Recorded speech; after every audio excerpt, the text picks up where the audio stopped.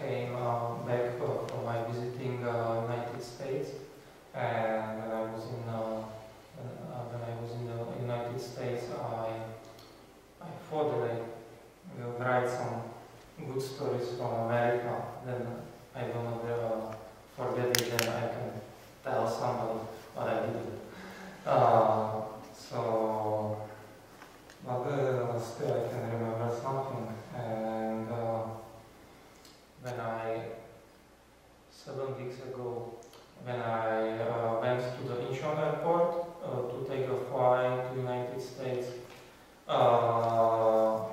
when I checked in for my flight, there was one Korean woman. She was maybe from Delta Airlines, and she gave me many questions, like what is inside of your luggage, where will you fly, what will you do there. Then she asked me if anybody asked me to carry anything to the United States. I said yes. And she said, did you check it inside? I said yes, I checked it. And it was this interview, and I was a little bit surprised because she was Korean, but she spoke and acted as an American. Maybe she was living for a long time in America, so I was a bit confused how to talk to her, as to Korean or to American, because that's different. So I was a little bit confused, and she said to me, you are a Buddhist monk, but I'm Christian, so tell me what's the purpose of the Buddhism. Then I was a little bit surprised, because usually not so many people ask me about it. Because here in Korea, actually almost everybody knows the purpose of Buddhism, and you can read on the internet, you can buy books, so people usually know. So I was a little bit surprised, and my first thought was I was somebody who already a little bit know about Buddhism, that I can answer, maybe hit the floor and said, if you do something, just do it for 100%. That's the purpose of the Buddhism. But at the time on the airport, I thought if I answer this way, maybe she cannot understand. She's Christian, so I wasn't sure. So I was thinking what to say. Then I said, if you are not attached to your thinking, then you can get rid of your suffering. I told her this. Then she said, wow, that's cool, it's cool. And she said, I suffer a lot, sometimes I think that I will kill myself, make suicide. So I said, don't do that. then she asked me, yes, if anybody asks you to carry anything to the United States, don't do that. And so I was a bit surprised about this kind of interview we had. And then I flew to the United States and spent for 5 weeks on the Gulf of the coast, East Coast and the West Coast, and I visited many Zen centers and cities, and met many people who practice quantum school Zen in America. And on the end, I was also in New York, in Manhattan, in Chogesa, and I was there with the Myochi Sunim, she's the abbot of the temple, and also with the Myongkeng Sunim, who live there now. And one morning, together with him, we went to the theological university, and because every Wednesday morning he has a little bit talk to the student, and they have some practice. They do 108 bows in the morning at 7 a.m. and then usually Myongkeng has some 15 or 20 minutes speech to them. So we came there and we did 108 bows. There was around 20 students, and of course they was Christian. It was theological university, but they was from like many different backgrounds. It was people from America, people from Africa, people from Asia, and then the Myeongeng he already told me the day before if I can have some short speech to them. And so actually I was thinking what to tell them. I never studied university, and my native language is English, so I thought it should be something like really simple and clear. And so I started talking about that you know, in New York it's many people and also many different Buddhist groups. So I said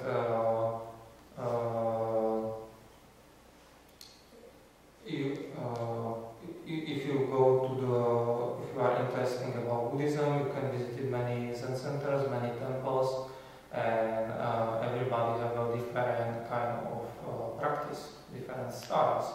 But always they tell you you have to do it for 100%. If you do it for 100%, then you can get something. You can put it all down, and you can be more freedom, and you can help yourself, you can help other people. But also I wanted to tell them that just only practice for themselves is okay, it's very good, but also in Mahayana Buddhism, in Korean Buddhism, we always also help others people. And because if we practice, if I practice for myself, then I can get some happiness, I can put it down my desires, but even I am very happy. Still, if I see people around me to suffer, then of course it's my nature to help them. If I get happiness only for myself, but my parents is unhappy, or my good friends is unhappy, or my neighbors are unhappy, then of course I cannot be happy. You know, so it's like it's a nature of human beings to help others. So that's the direction of Mahayana Buddhism. So I had this short talk to them about it. Then I would like to talk about, as everybody know, or most people know, the Dan Swim died 1 week ago, and many people from here know her for many years. And at one moment, somebody told me, "Wow, that's that's terrible that she died." And at that time, at that moment, I just realized, yeah, it's very sad, but everybody has to die. Somebody said, if you cannot make a deal with a death, you cannot make a deal with a life, because a life is death. Everybody who was born have to die, and we have to make a deal. If we cannot make a deal, then we suffer a lot. And on the end of our life, it can be a big problem that you are very close to the death and you cannot make a deal that you will die. And when I was in the Providence Center in America, in the United States, we had a workshop for Dharma teachers, and one of the workshops was to train people train Dharma teachers how to answer the questions, because many newcomers coming to the temple, and sometimes they have some question, and if somebody asks you, then you should answer somehow. And pieces of paper there was written some common questions, what people usually ask. So when you just pick one of the paper, you don't know what question is it. You have to read it and you have to answer. And people around you will tell you what they are thinking about it, about your answer. So I pick up the paper, there was the question, what to tell somebody, tell you my mother died, and I feel terrible what I should do. You know, I feel so terrible that I even cannot practice, because the suffering is so big, what I should do. Then, and I read the question and I said, wow, that's a difficult question, how to answer. Then I start to talk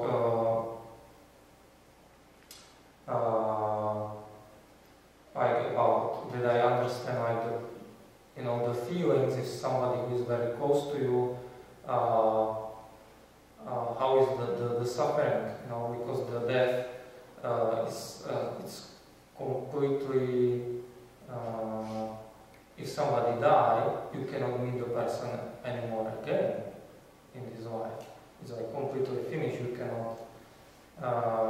cannot say even one word more to the person. You cannot send a short message, you cannot call, you cannot send email, it's completely finished, so you feel very sorry.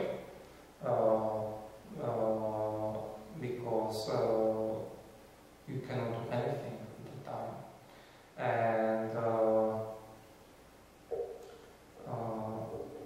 so at the time you just have to somehow practice. You shouldn't like keep your suffering like inside, because then make you much more suffering, and just slowly get over it.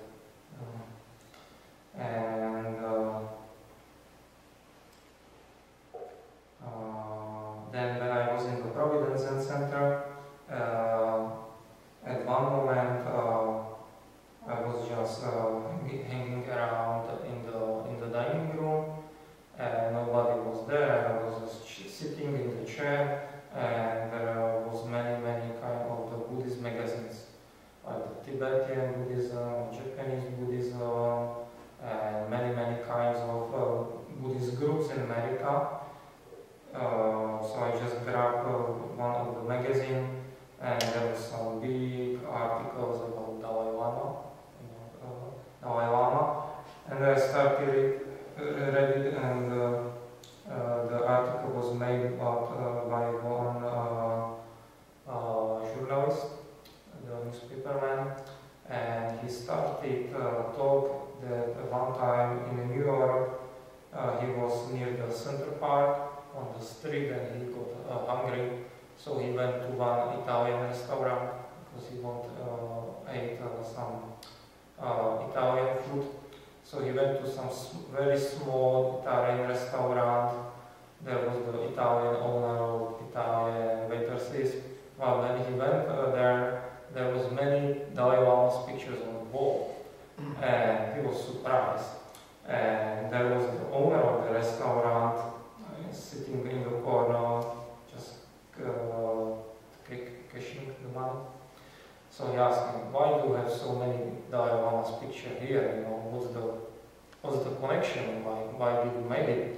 And then he said, 2 years ago Dalai Lama was here on the Manhattan, near the Central Park, in one hall, and I was interested about it, so I went there. And on his speech, always somebody can ask him something. He wrote the question on a piece of paper.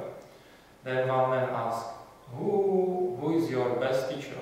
Who is your best teacher who like the most, encourage you? And the Dalai Lama, without any thinking, immediately he said, Chinese.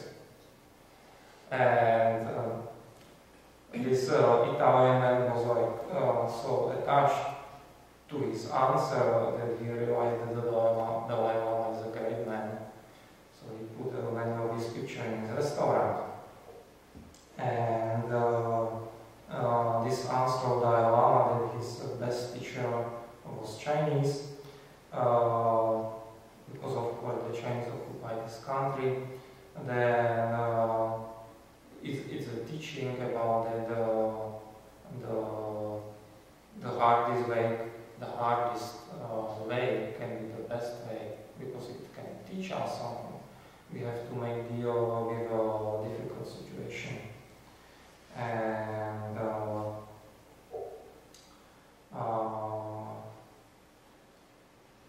also, one time, a few days ago,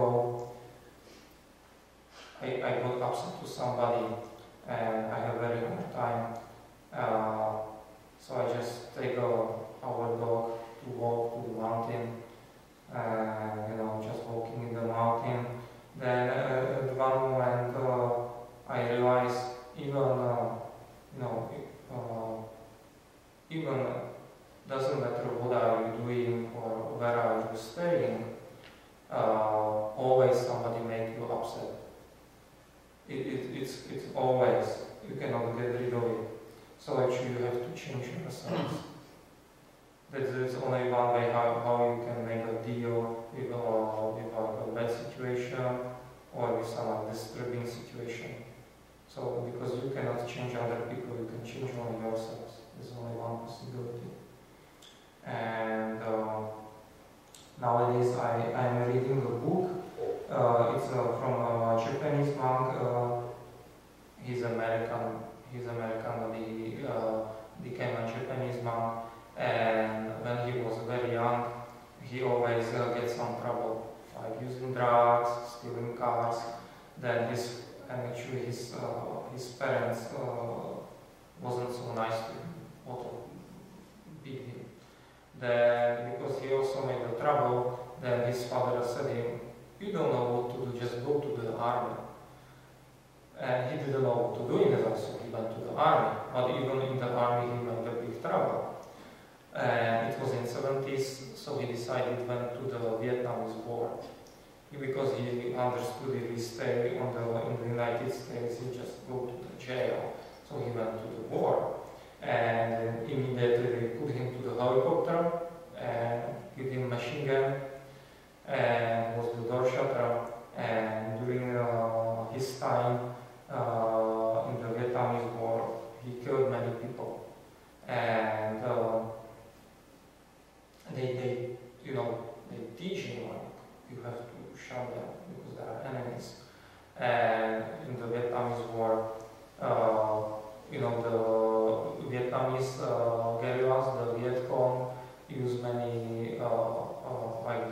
bad things against the American soldier. Like even they use a small child with the explosive to kill the American soldier. So the American soldiers become so afraid, they just, when they see some small child to come cold, they just kill them.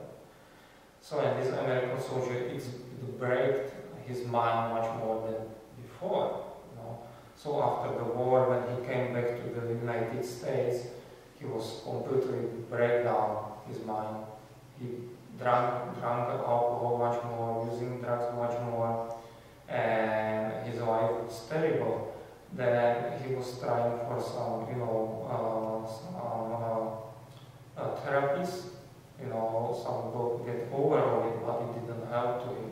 And one moment somebody told him that the one Vietnamese monk, Thich Nhat Hanh, I don't know if I pronounce correctly, the master Thich Nhat Hanh, he's doing some therapies for the American soldiers, the veterans. And he didn't like it so much because he was Vietnamese, but on the end he went there and slowly, because he met another American veterans and they do Buddhist meditation step by step, years by years, he can get over these difficulties. And after some years he became a monk in Japanese tradition. And he started to make a pilgrimage around the world, around the countries where there was a fight, where there was war, like Israel, Palestine. In Europe it was ex-Yugoslavia, many these places, and he do Buddhist meditation therapies for the soldiers who has did this huge problem because they killed somebody. So like this man actually on the end found his way not only how to get rid of his problem, but also how to help people with the same problems he had. So there's a very good book. The guy, his name is Claude Ashin Thomas, and the name of the book is Hell's Gate. And so for today, that's all I wanted to tell you. Thank you very much. Thank you for the introductory, in fact.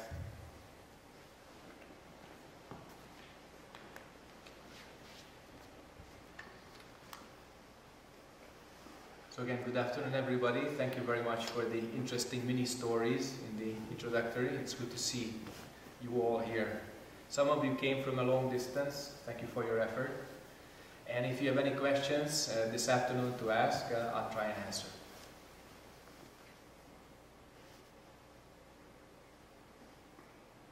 Dok Soeng made a point about he was walking in the mountains and he was upset. And then he realized that wherever he went, he also, the people there also can make you upset. So I was kind of wondering if you could say something like that. Actually, I found that also something in common that I have with him. So that it's just about anywhere you go and people around you, then they also tick you off. So what do you think? Well, my observation is pretty much the same. So, if you have upset karma and people can make you upset, then anywhere you go, there will be somebody to make you upset. It's like the echo in a valley or a shadow of an object. But if you take that karma away, and you know, in our tradition we say, develop a mind which is clear like space, clear like a mirror. And if we practice clearly and with the right direction, and this mirror can become actually pretty strong. We call that center, strong center. So if we can return to this clear mirror, then our likes and dislikes do not really control us. And that applies to our relationship too. And then people can kind of tease you, hook you, irritate you, still you don't follow that. And it's a lot of energy to be tolerant. It's a lot of energy to smile back instead of kind of punching back, or just have some irritated speech back. And these habits are actually very deeply coded in our consciousness. So our karma acts very quickly and mostly invisibly. That's why we suffer and make others also suffer. But when we perceive it in our meditation, we actually see how it works. And then we can have some space, some time. Before we actually hit, we can think, really? You really, boom! And then you get it back. And after a while, we say, oh, this is not what I want to get back. Because if you tend to be irritated in certain situations, that means you put energy into those situations. It's negative energy, but still, it's energy. So since you put an energy and attention into it, they will repeat. And the moment you withdraw your energy and you return to this clear mirror, then we reach what we call equanimity. Equanimity is not this kind of neutral, lukewarm water which people are afraid of. It doesn't mean that we do not have emotions. It doesn't mean that we do not behave in a human way. But certain types of reactions we naturally, without manual control, we refrain from. Because we had the wisdom during our practice. It's our experience that if we repeat certain things, they also repeat outside, in outside situations. So, yeah, we have many kinds of karma, and as long as we are even a little bit attached to it, we carry that karma with ourselves. So, a long time ago, you know, you mentioned in the introductory training at Wagyesa, we wondered, you know, why certain people come to the Zen Center. You could see certain types of people appearing. And we had a saying that if you have the same vibes, you get the same guys. So if you change your vibes, then also different people will approach you in your life. What was shocking for us, most of us came from the West in that Zen Center. And we saw that our friends and our adversaries, they follow the same types, the same karma as back at home. Because our home karma was still controlling us at that time. As we practice more and more, this karma gets taken away, then we become free. Then we can more freely associate with other people, because these irritations and these attractions do not control us so much. So it's all a matter of practice and then applying our practice in our daily life. Because the good news is that even this karma, this strong irritation, is impermanent. It has no self-nature, and it's maintained by causes and conditions. So it can be taken away. Thank you, sir. More questions? Sir. I've seen you translate you many times on TV for your 방송, but this is first time to meet you face to face. Nice to see you. It's great honor to meet you today. Thank you. Thank you. And you looks like more jealous than the image I saw on TV. Yeah, before asking my questions, just before the disciples sitting down your left side, here's a small introduction story. That kind of situations we meet many times at the airport or in foreign countries when we visited. They are asking us, what's your religion? I'm Buddhist. Then their first question is generally, okay, then can you introduce Buddhism to me by one word? In that case, it makes us confusing. Even though I'm Buddhist and I've practiced for many years, and I think I knew a lot of things about Buddhism, but when I meet that kind of questions, it's not easy to explain in a word. Would you please give me one or two words to introducing Buddhism to foreigners or strangers? Who are you? Oh, that's hard. Then you have already introduced Buddhism. Because that person got a little taste of don't know. And that's most important. You know, our religion, if you consider yourself religious, or our tradition, if you consider yourself a follower, or our path, that's not so important.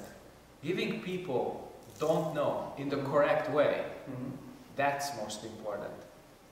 So this point, that has no words, no speech, no religion, no thinking, no structure, no analysis, nothing. Only ta! That's it. And when people get that, then they have a little bit of awakening. Maybe their thinking covers it up next moment. But still, with this question,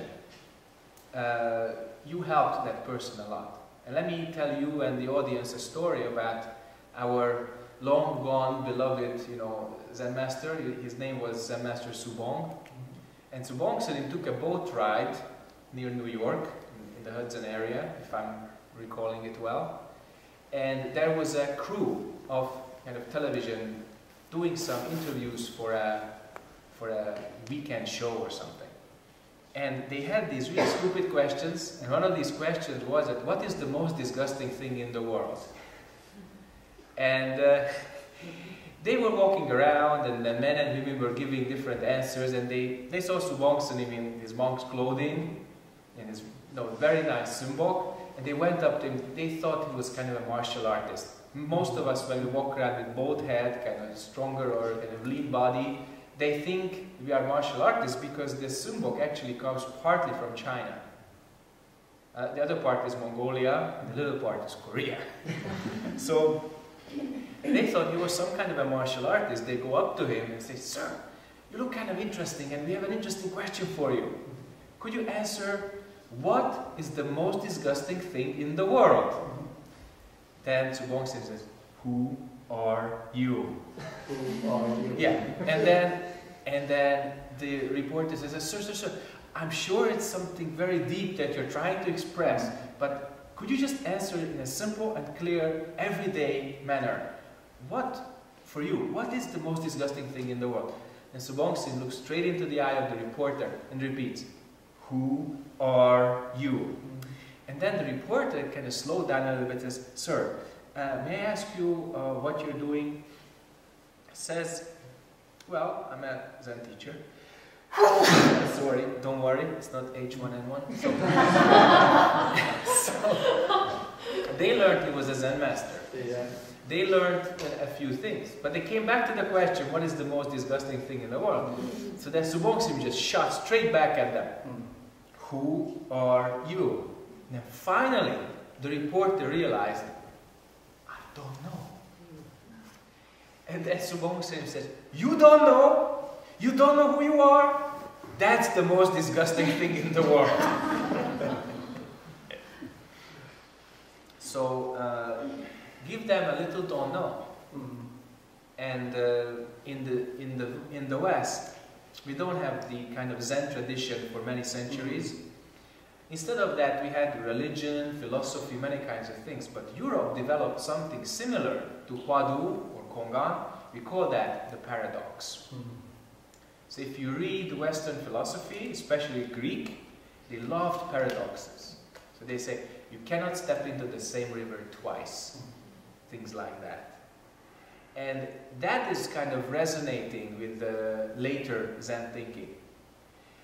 The purpose of our practice is not to be religious or traditional. The purpose of our practice is to return to don't know. And that's what you can do with one word, with one sentence. Or if, for instance, you have the opportunity to ask this question, when you die, where do you go? Most people have no idea whatsoever how to answer this question. That's the material of our first interview. You know. Thank you. You're welcome. In fact, 1 year ago, I had a chance to visit Malaysia. Oh, At great. that time of dinner with a person who was Muslim.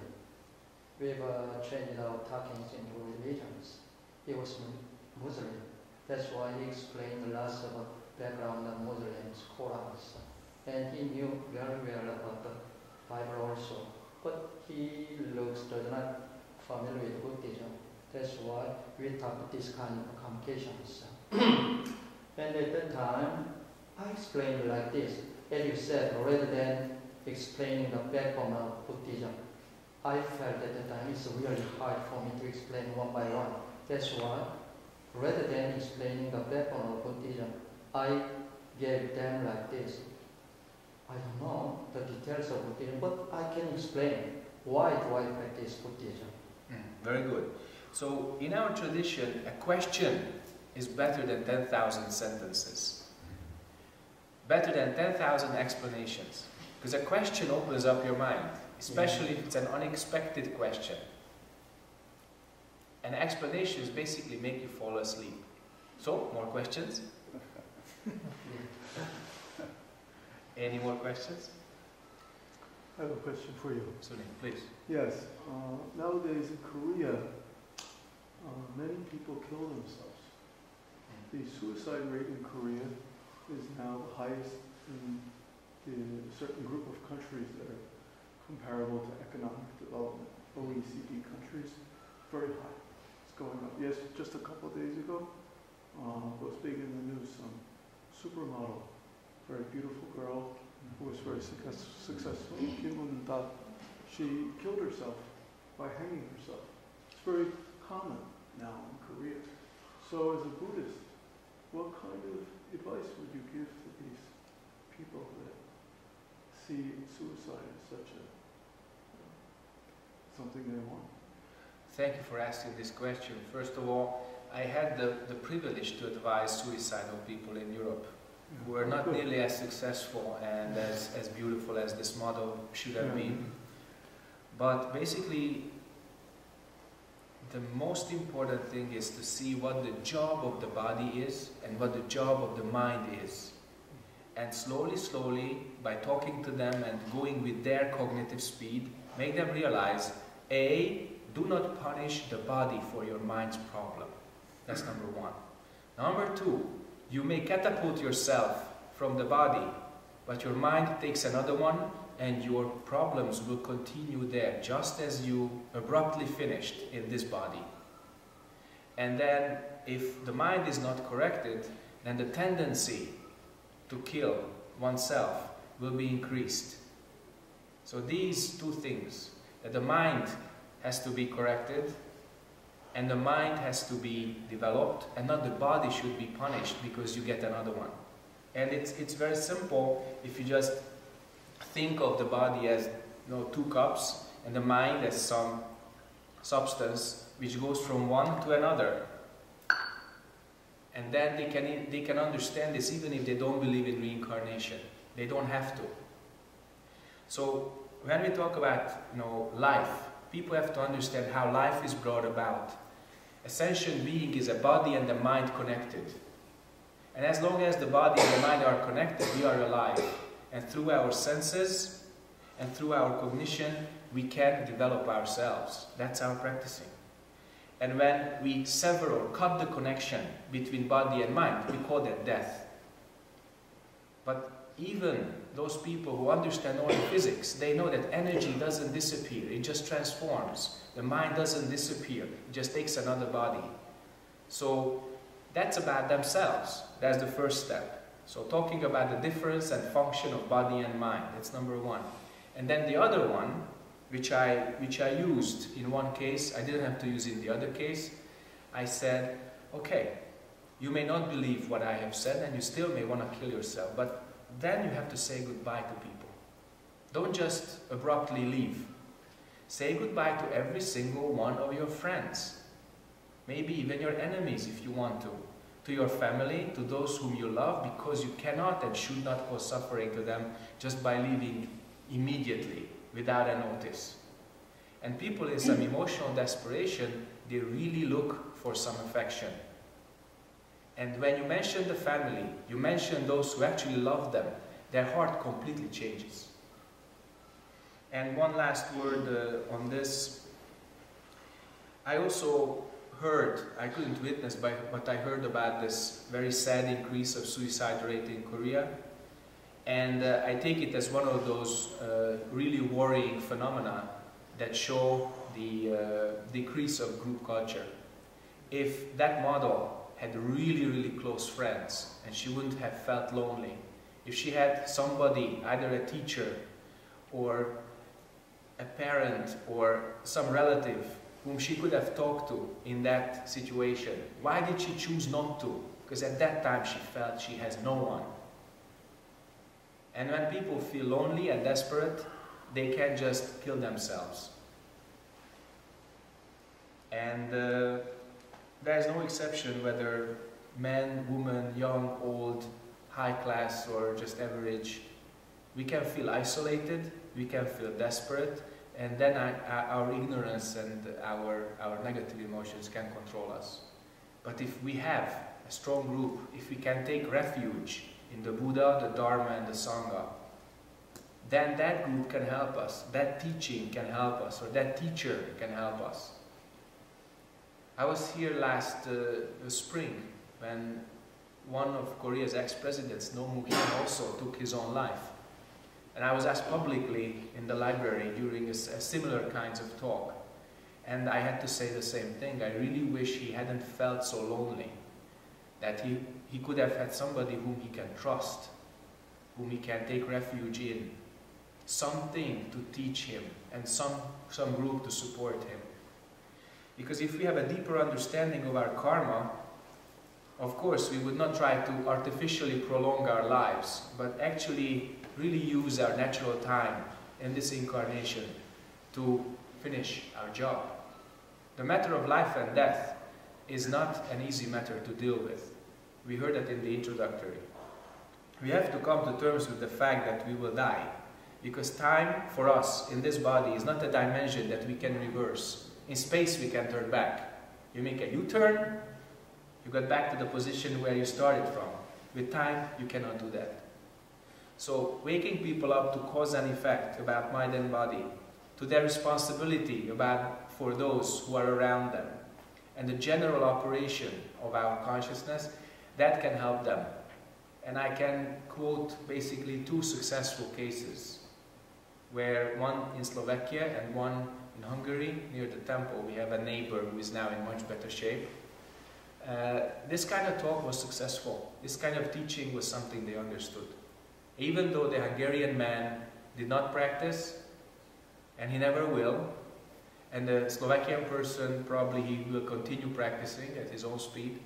They somehow understood the deeper meaning of what you have just heard. So that was helping. More questions?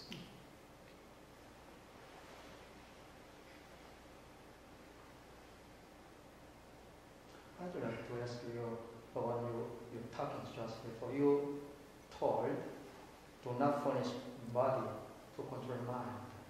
But in our daily life, when we are sometimes overwhelmed by the mind or heavy power, I think sometimes furnishing body is very helpful to control my daily life. Such like rather than trying to Zen meditations or Zen sitting Zens, in that cases we ready to do 108 vows or reciting sutras, that kind of method. Allow me to rephrase this, because this is not punishing the body. This is training. Maybe, and it's a little bit different. It's very different, because if you think of the back bow as punishment, you're doing it in the wrong way.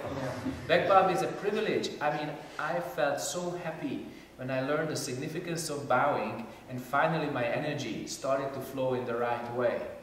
And you feel relief, you feel happiness, you feel some joy after that, after some cleansing effect, have taken place. So training the mind through training the body, that's wonderful. And we should all do that. When we bow, then the primary object of training is actually physical, because we physically express that the highest is the enlightened consciousness.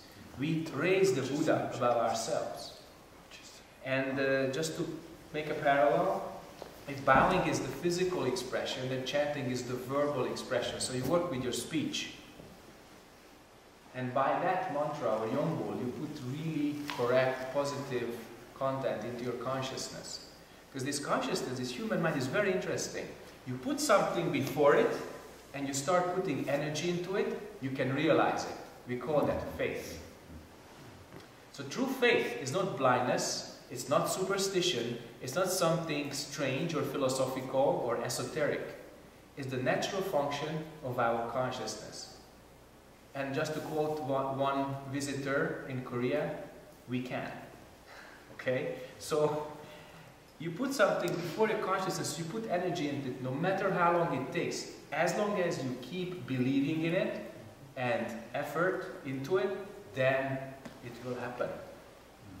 And then, besides body and speech, there is the mind. Not moving body, not moving speech, not moving mind.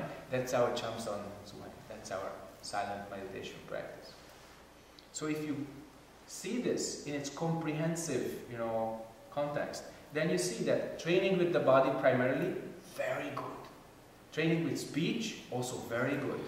Training with primarily a question or mind, also very good. 3 big gateways. Okay. More questions? Vijay? Yesterday, my son called me about his situation, and now he's in military service. And when I heard the open fire in the West Coast, and I worried about his safety, he called me, I don't worry.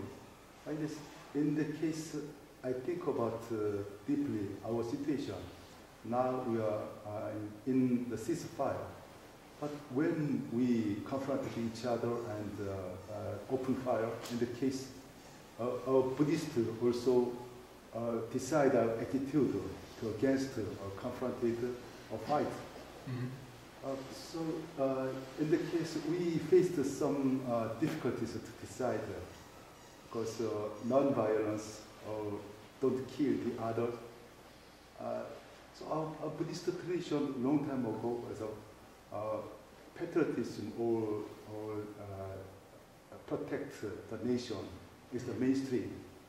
And I think different stream comparing to the Buddha's teaching. So in the case, would you like to get any comment in case of open fire or in war? Musangsa for your son and basically everybody who got involved in that skirmish. And if we keep Musangsa, then this energy can become so strong that it can take all the opposites away. It is possible. Yesterday you were at the library and you have been present at the Dharma talk, but some of you have not. There are examples when in a certain place they chant Musangsa for hundreds of years, like in Namhedo Boriyam. You go there and something just melts in you completely. And that shows you the power of human mind. It's impossible that somebody would behave even badly, let alone having enmity or fight in that place. It's unthinkable, because the energy of compassion that you and I and all of us share the same substance, it's so strong. So it is possible to raise it to that level. But where there is no such practice, then the human mind can follow its own opposite thinking, and then over the border there are these skirmishes, fights, and sometimes battles. At that time, the job of a soldier is to defend its country, his or her country. And there is no escape from that group karma, because your son was born Korean.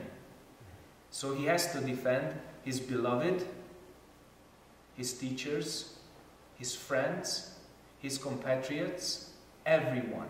It's his job. Because at that time, he is the soldier. 10 years later, he may be a father, like you. So then his son later will have that job. And in that sense, there is no escape from human karma. So the moment he got enlisted and he took on the uniform, his choice were limited to following orders. That's it. I know, I was a soldier myself. I also had very big conversations with my peers, with my fellow soldiers. What would we do if we had to follow orders to attack?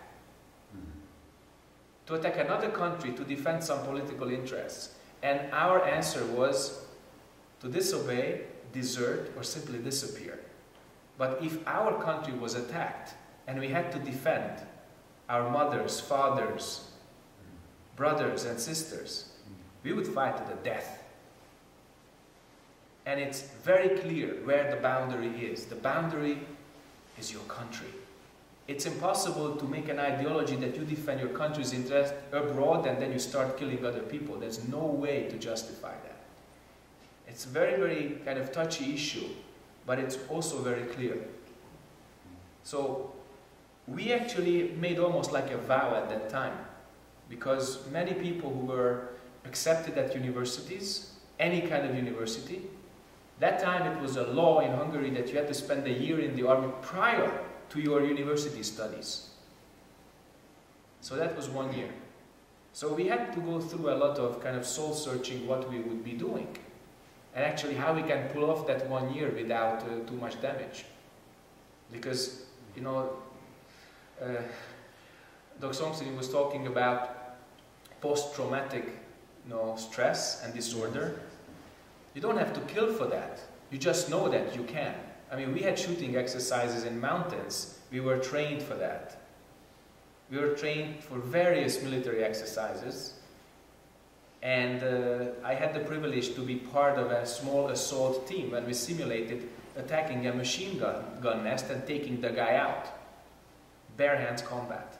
So, what's your choice? You know you can. They told you you had a retractable knife, so it was simulated. But in a real life combat, the knife is not retractable, so the blade doesn't slide into the handle. It kills. And you would have to follow orders exactly in the same way. We knew we could. And that's why we said we would never do that in certain circumstances. Under other circumstances, we would do that. So we have to be real here.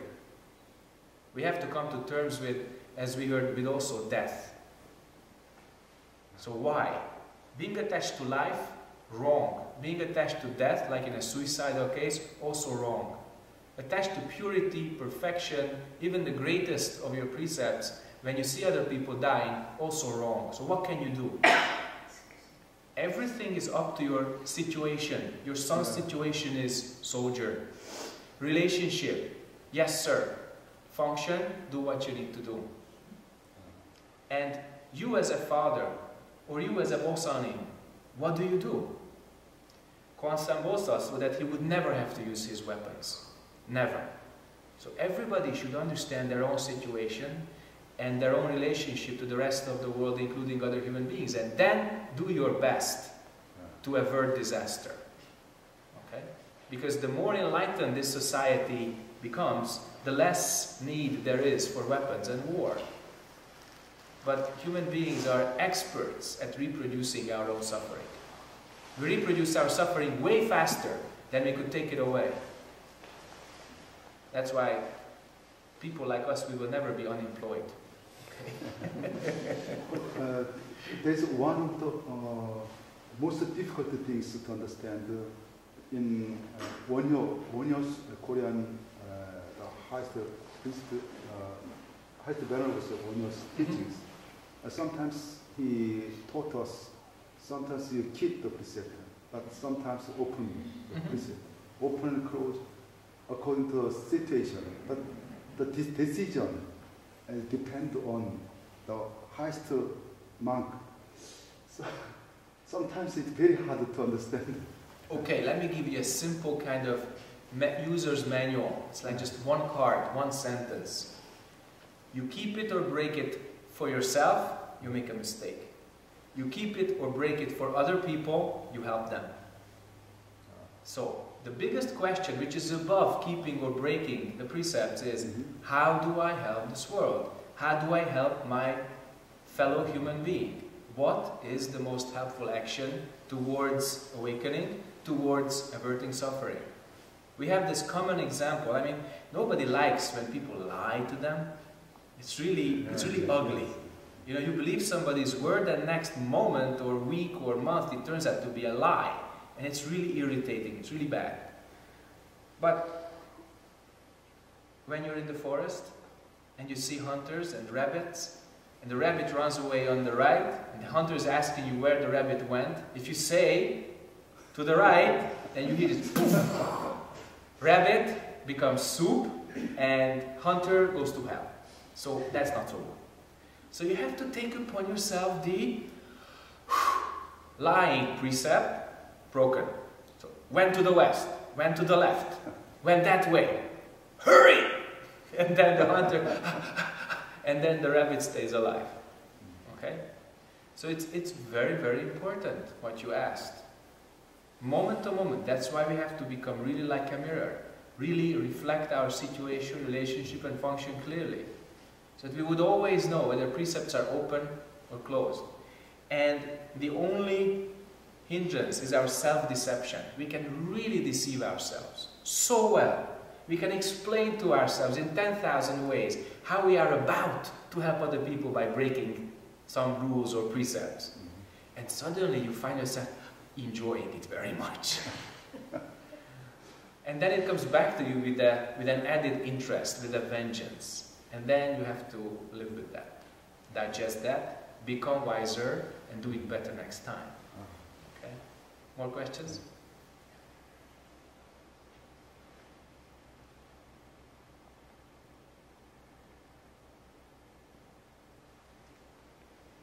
I'll ask you particular question. Wonderful. Yeah. Buddha said, mind makes everything. My question is, Buddhists believe past time, future time, karma, but Christian and other religions don't believe the karma. And of course, me believe.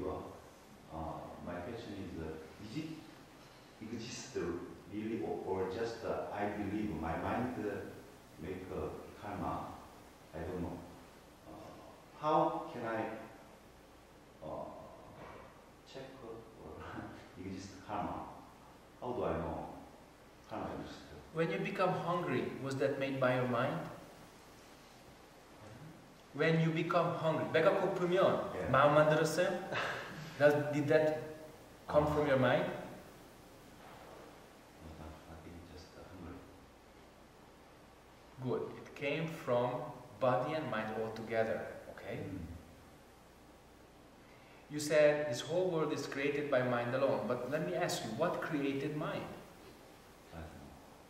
Keep that don't know. It's better than checking anything, better than any explanations.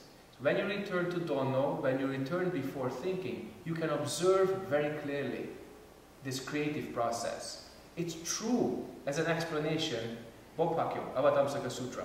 You want to understand the nature of this universe? See it as created by mind alone. But as an explanation, it doesn't have much. It doesn't have more than, at the beginning, there was the sky and the earth. And only the spirit of what was floating above the waters. It's the same obscure thing. But when you attain this don't know, you also attain how this mind makes at least your world, your own happiness or suffering, your own emotions, your own wishes or aversions, etc. And then you will see how you get hungry. It's a beautiful process. We are actually on our way to become hungry and have some food for dinner. So that's very good. Observe rather than think.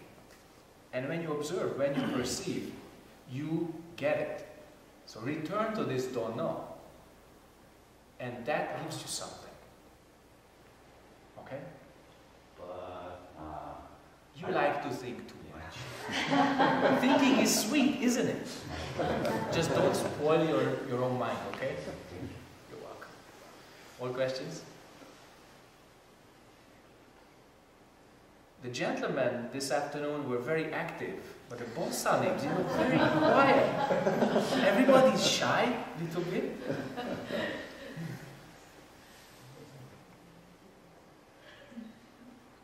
For Bosanim, I'll give you another question. Very foolish question, sir. While the Bosanims are thinking, please, sir. Bosan, sir. Yeah. When I told I will join this kind of Dharma talk this afternoon, my wife told me this kind of questions. If you have a chance, please ask to you. Why is she not here? Yeah.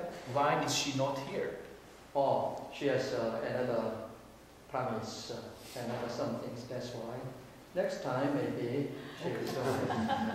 Yeah, she asked me to put into some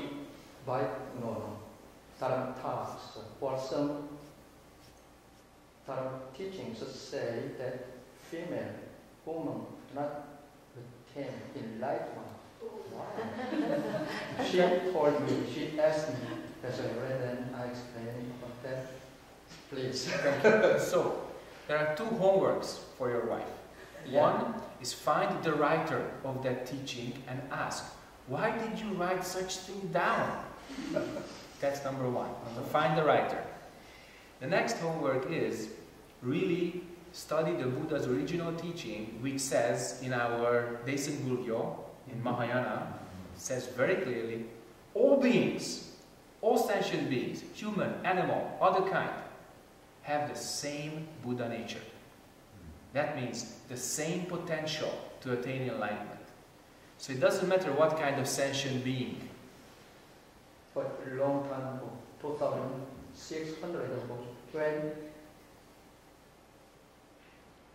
when the Gautama Siddhartha was alive, even he hesitated to accept some female entering into Shanga. That's another problem. This doesn't mean that females cannot get enlightenment. It means it's hard work for Buddha Shakyamuni. That's a different story. It's hard work. You know, bhikkhunis have 500 precepts. Bhikkhus have 250 precepts. It doesn't mean they are worse. It means that they had a more explicit community life, you know, which means they had to regulate it very clearly. That's why now, these days, you go to bhikkhuni temples, oh, it's so clean. The food is so good. Bhikkhuni change their socks 5 times a day, you know. You go to monk temples, it's very relaxed, you know, but the Bosanims are doing everything. So, joke aside, we have to take the teaching on basic Buddha nature very, very seriously so that we would be free from discrimination. Okay? Any kind of discrimination between beings about the potential to attain awakening is false. Otherwise, we would have two universes. One in which a person can get enlightenment, and another one wherein we cannot. Okay? Please try to extrapolate a little bit.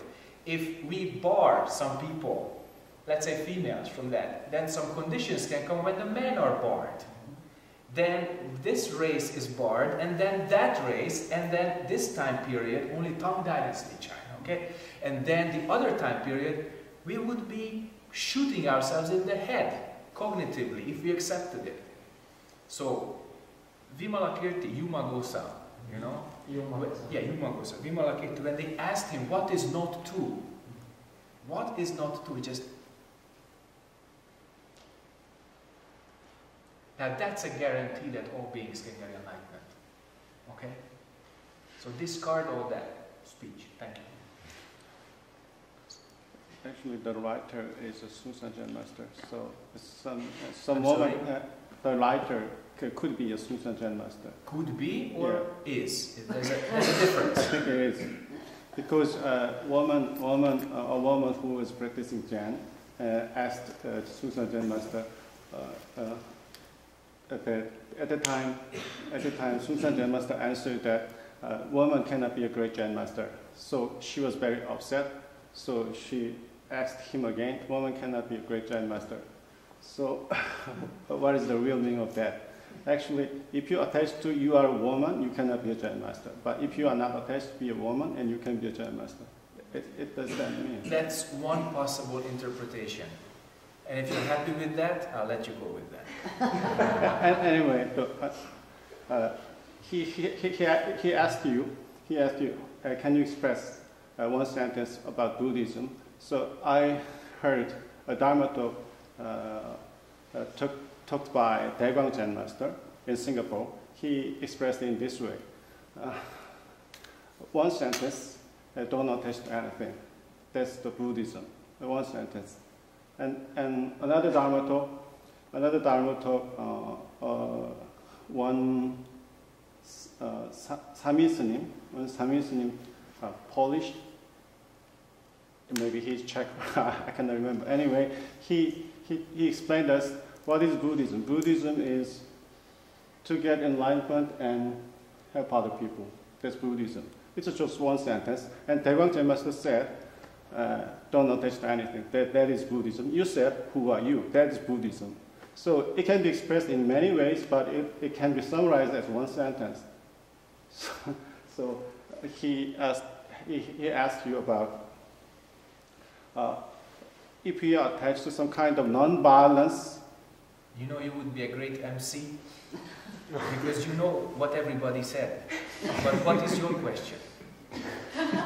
So this atmosphere, it's like it's processing like a discussion. So I want to give them some teaching from the book or like that. It's not necessary right now. Okay. You have a chance to ask a question. If you want to use that, fine.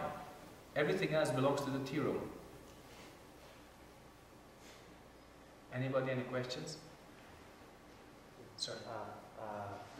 I have a friend who no religious. Sometimes I had a dinner with my friends.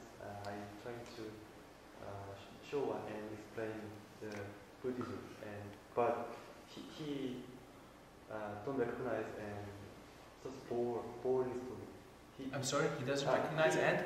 He think Buddhism is very boring and complicated. He's right. How to explain or show the Buddhism easily? Only do together action. If he's not religious, wonderful. At least you guys are not fighting. That's one. You know, Kun Sunim said something really important. There are 4 ways of actually teaching. One, if people's senses are open, their minds are open, you can teach them the Dharma. Next is you can give them good words. Next is you can give them what they need. And the 4th is only do together action. So if you look at these 4, you can always choose the best. Like somebody is non-religious, they're not interested in Buddhism, just have a very nice conversation. Or do some together action. Or that guy needs some help from you, you can give him what he needs or what he wants. That's better teaching than trying to explain the Dharma to somebody who is not interested. Why? If you do that, you still try to explain the Dharma verbally, the person builds up a resistance. His immune system will tell him that anytime there's Buddhism, he has to shut down. Because you try to punch something into his head. Don't do that. So if you have real, sincere friendship, you and him, then do a lot of together action, have some nice conversation, and one day, trust me, he will say, "Hey man, so you're doing some Buddhism, talk to me about it." Then you have your chance, not before. Okay? Last few questions.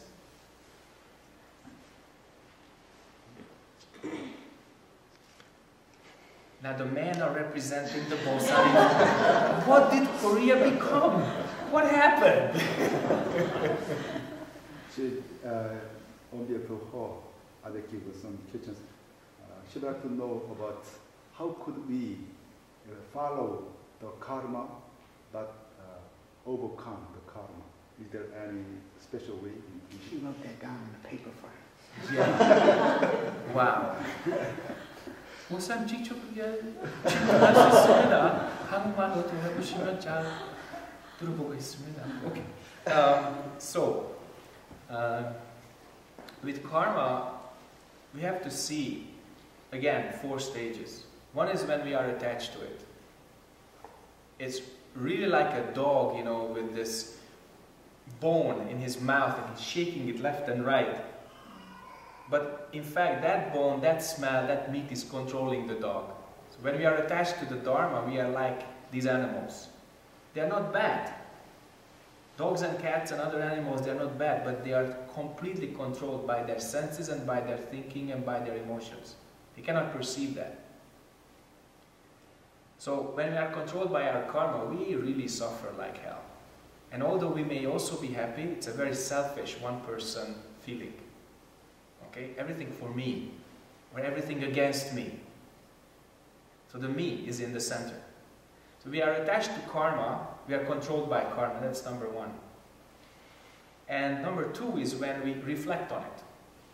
We reflect on this karma, we somehow have a moment of awakening and say, oh my God, I am dependent. I'm taking painkillers, 5 times a day. And then people see that, they reflect on their karma. Or something more, every day you become upset with your friend or family member, there's a big fight.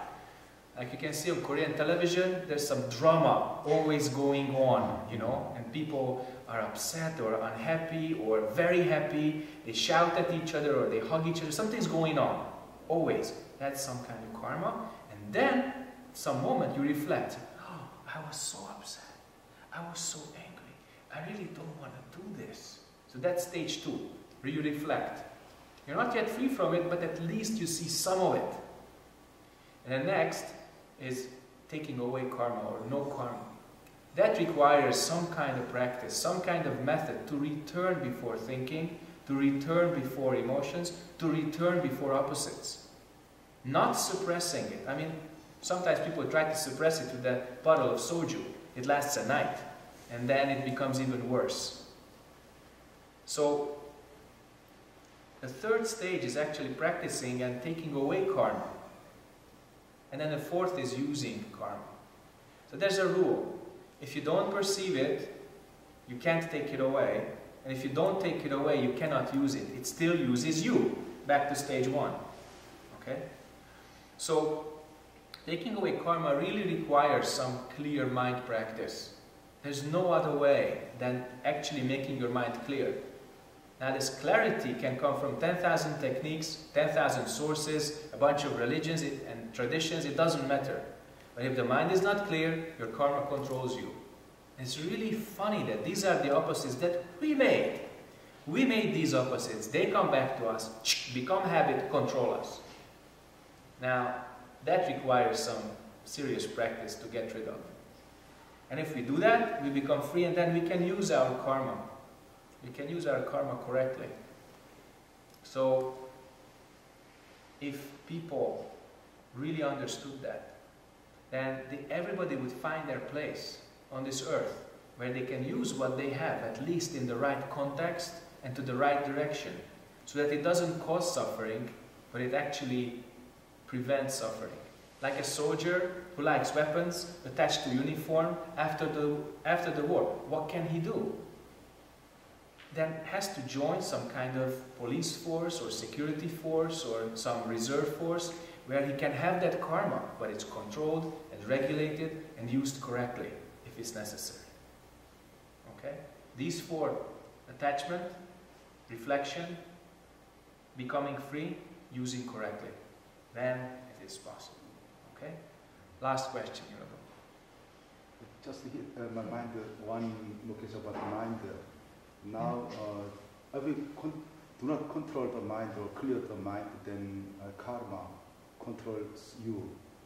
In the case, I think in the mind, I've heard some actually training.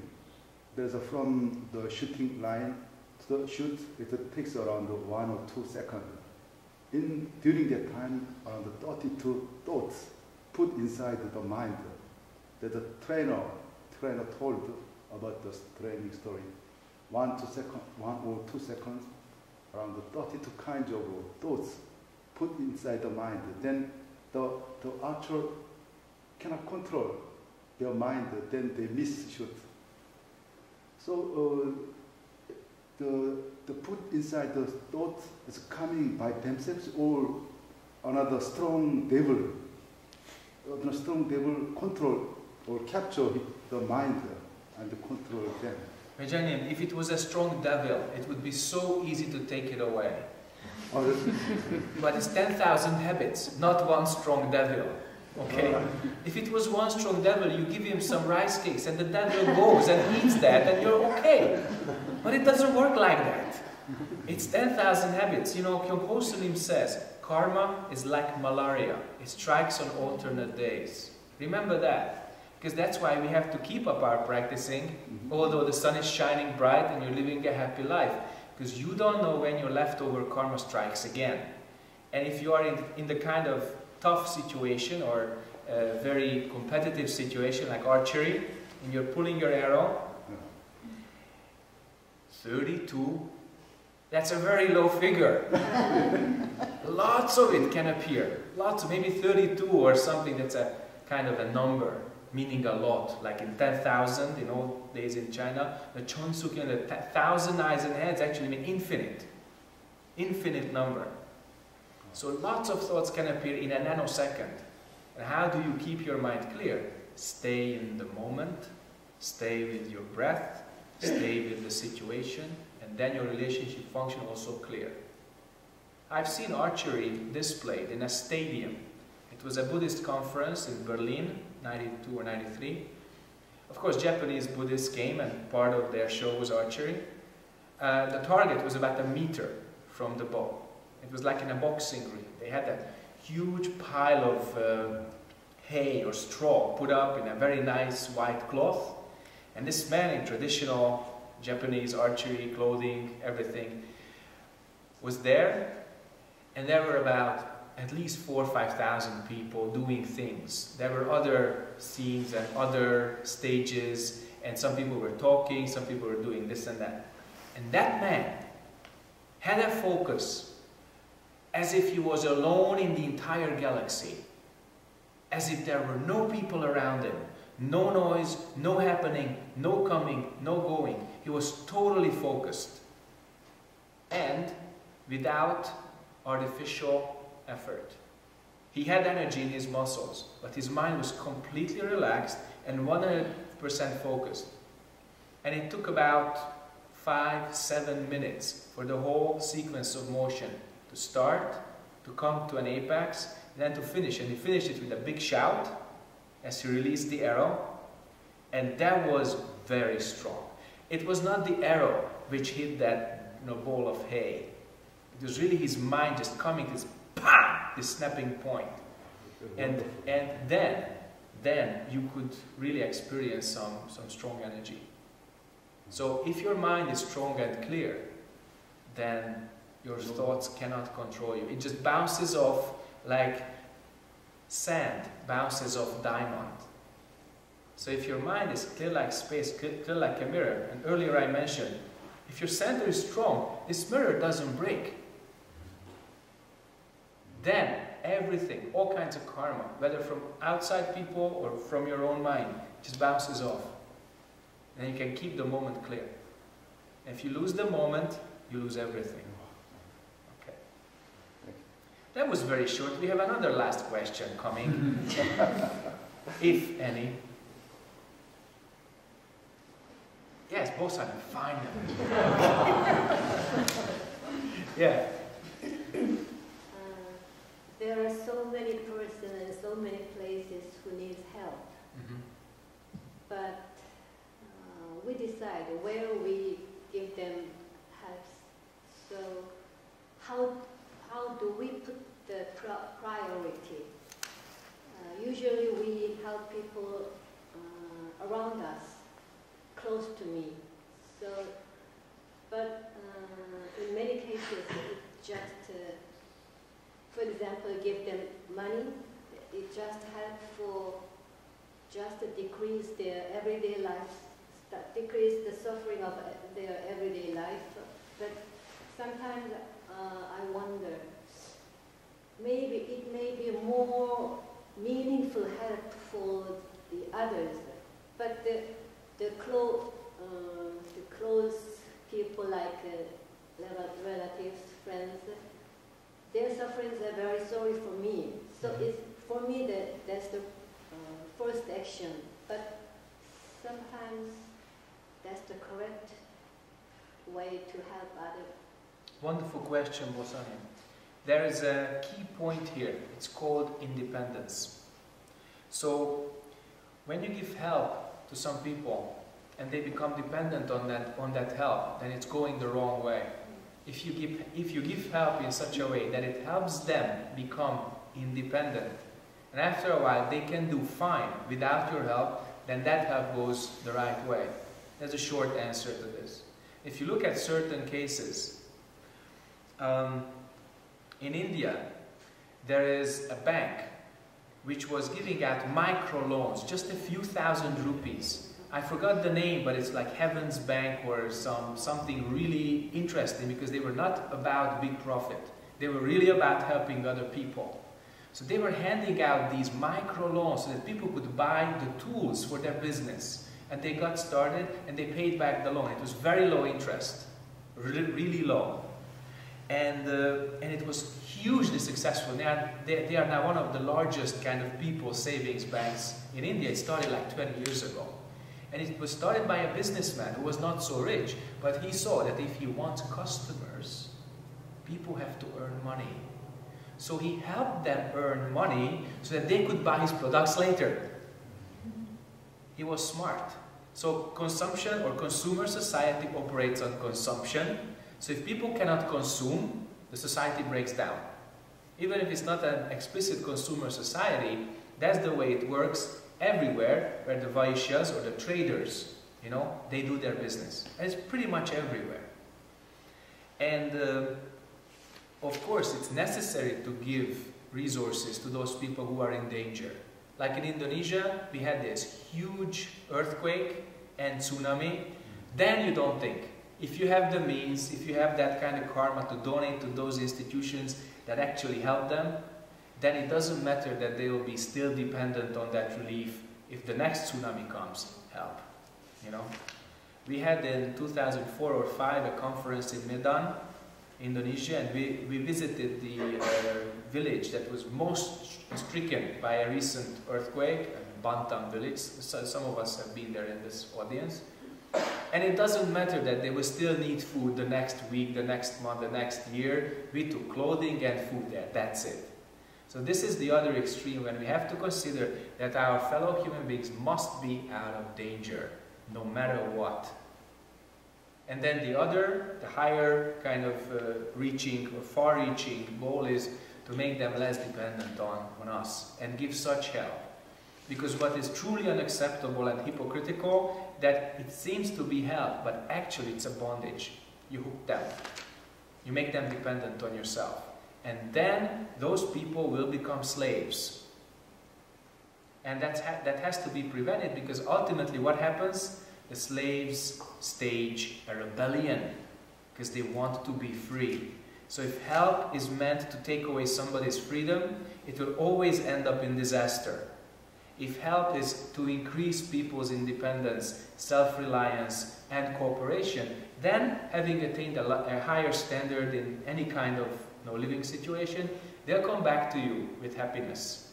And they'll cooperate with you from a higher standard. So I hope this answers your question. Ladies and gentlemen, thank you very much for coming and participating in this afternoon's Dharma talk. I also would like to appreciate the kindness of our Musangsa Jujitsunim, Dejinsunim, that I could be here and teach here. And please let us meet again when your time allows, and I hope we can share the Dharma again from time to time and help all beings with a more clear mind. I think Dejinsunim wants to Thank you so much. say something. Yeah, just a couple words. Please. Okay.